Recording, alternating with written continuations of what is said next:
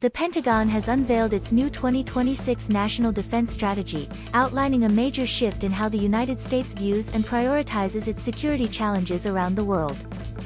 At the core of the updated strategy is a noticeable rebalancing of U.S. defense priorities, reflecting changes in global geopolitics, emerging threats, and evolving domestic concerns. One of the most striking aspects of the new defense blueprint is its emphasis on homeland defense and the Western Hemisphere as top priorities. Rather than placing China at the head of its security concerns as in previous strategies, the Pentagon is now placing the protection of the U.S. homeland, the physical territory of the United States and nations in the Western Hemisphere, front and center. This reflects a recalibration toward ensuring that threats closer to home, including border security, narcotics trafficking networks, and critical infrastructure vulnerabilities, receive the highest level of strategic attention. In practical terms, this means strengthening air, missile, cyber, and border defenses to safeguard the United States from direct or indirect threats before they reach American soil. While China remains a significant concern, the tone and placement of the threat in the Pentagon strategy have changed. Rather than framing China as the singular top threat, the strategy calls for a balanced approach that includes deterrence and diplomatic engagement. U.S. officials acknowledge China's rapid military modernization and rising power in the Indo-Pacific region, but the strategy emphasizes engagement, expanded military-to-military communication, and efforts to prevent domination by any nation in that crucial region. The goal is to maintain a stable balance of power that protects U.S. interests without escalating into unnecessary confrontation. This nuanced approach underscores Washington's effort to reduce tensions while still preparing for potential competition in the Indo-Pacific.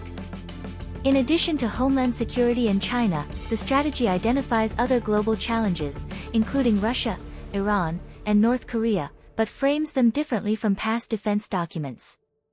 Russia is described as a persistent but manageable threat, with the expectation that European allies will take primary responsibility for conventional defense in their own region.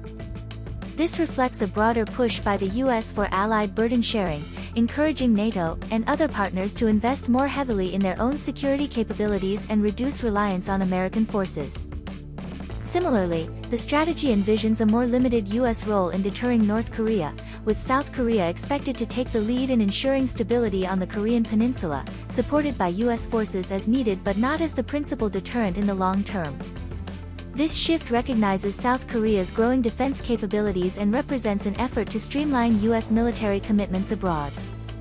In the Middle East, concerns about Iran's ambitions, both conventional and nuclear, remain part of the strategic calculus, but they are not treated as the foremost priority in the new structure. Rather, the overall focus has tilted toward protecting the homeland and strategically vital regions closer to U.S. shores. Another key element of the 2026 strategy is the call for greater allied defense spending and burden sharing. The Pentagon argues that allies must take stronger responsibility for their own defense, with benchmarks set for increased defense budgets in NATO and other partnerships. This push reflects a belief that the United States cannot sustain its global defense posture alone and that cooperative security arrangements are vital to meeting shared challenges. The updated strategy also underscores the need to revitalize the U.S. defense industrial base, ensuring the country can produce advanced weapons and material at scale during crises. This economic and industrial dimension is seen as essential to sustaining long-term military readiness. Overall, the 2026 National Defense Strategy marks a strategic pivot that places homeland defense first, emphasizes balanced approaches to global competition, and encourages allies to take a more proactive role in regional security, signaling a redefined U.S. posture for the decade ahead.